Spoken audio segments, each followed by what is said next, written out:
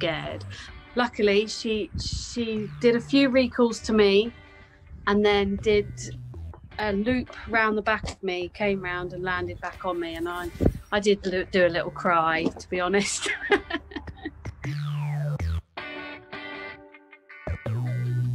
It's possible whether you've got a baby bird, an old bird, a clipped bird. You know, we've got 30-year-old birds who've never flown, and now they're free flyers. So it is possible.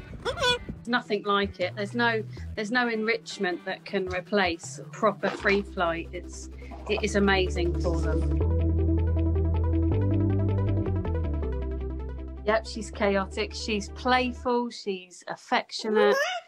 She's mischievous. She's like a 2-year-old child, but she's really affectionate. Like in the evening, she'll snuggle up with us watching the TV, and yeah, she's wonderful. But you have to put the time in to train them to be like that, you know.